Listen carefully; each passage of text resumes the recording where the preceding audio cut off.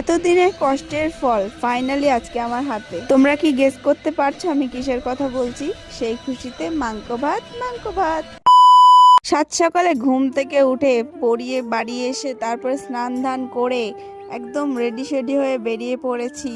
প্রথমেই চলে গেছিলাম জিও স্টোরে, আমাদের একটা সিম কার্ড তুলতে হবে। সেই সিম কার্ডটা আর কি বন্ধ হয়ে গেছে, কিন্তু সেটা আমাদের জরুরি একটা সিম কার্ড, সেটা তোলার জন্যই গেছিলাম, বাট আনফর্চুনেটলি সেই কাজটা হয়নি। তো যাই হোক, তারপরে চলে এসেছিলাম ব্যাংকে। হে হে, তোমরা কি বুঝতে পারছো আমি কেন এসেছি ব্যাংকে? তোমরা হয়তো ভাবছো ব্যাংকে আবার মানুষ কি করতে যায়, টাকা তুলতে যায় কিংবা কোনো কিছু করতে যায়, ব্যাংকের বইয়ের হিসাবেই কিছু করতে যায়। হ্যাঁ গো, আমিও তাই করতে গেছিলাম। প্রথমে তো আমি আমার এটিএম কার্ডটা চালু করার চেষ্টা করছিলাম, কিন্তু হবে না, কারণ আমি এতটাই ভিখারি, আমার সিমে হচ্ছে টাকাই নেই। কিন্তু সিমে টাকা না থাকলে নাকি এটিএম চালু করা যাবে না। এর জন্যই আমার আর কি এটিএমটা চালু করা হয়নি। তো যাই হোক, যে এটা যেহেতু করা হবে না, তার জন্য আমি ফর্মটা ফিল আপ করছিলাম যাতে আমি টাকা তুলতে পারি। তারপর ফর্ম ফিল আপ করে আমি সোজা দাঁড়িয়ে পড়েছিলাম। লাইন নেই, তবু আমাকে প্রায় আধা ঘন্টা দাঁড়িয়ে থাকতে হয়েছিল। একটা ছেলের এতক্ষণ ধরে কাজ করছিল যে কাজটা মনে হয় শেষই হচ্ছিল না। তারপরে দেখো, অনেকক্ষণ দাঁড়িয়ে থাকার পর আমি টাকাগুলো হাতে পেয়ে গেলাম। আর আমি টাকাগুলো হাতে পেয়ে এতটা খুশি হয়ে গেছিলাম যে আমি কি বলবো। কিন্তু আমি কেন খুশি হব? এটা তো আমার টাকা না গাইস, এটা আমার দিদির টাকা। আমার ব্যাংকে পাঠিয়েছিল, তো সেই টাকাটা আমি তুলেই আর কি ওকে দিতে যাচ্ছিলাম।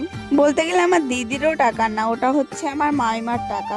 তো যাই হোক, সেটা তুলে আমি চলে এসেছিলাম ওদের বাড়িতে। আর আমার ভাগ্নি এসে আমাকে একটুও পাত্তা দিচ্ছিল না, ও ফোন দেখতেই ছিল, দেখেই যাচ্ছিল, আমার ওপরে কোনো ধ্যান নেই। আমি বলছিলাম ঠিক আছে, আমার দিকে তাকাতে হবে না, আমার সঙ্গে কথা বলতে হবে না, তুমি ফোন দেখো। তারপরে গা এসে আমাকে একটু ভালোবাসলো। তো যাই হোক, আমার মা আজকে কষা কষা করে মাংস রান্না করেছিল, আমাকে দিল। সেই আজকে রান্নাটা কিন্তু খুব সুন্দর হয়েছিল খেতে। আমার কিন্তু খুব ভালো লাগে এরকম কষা কষা করে যখন মাংস রান্না করা হয়।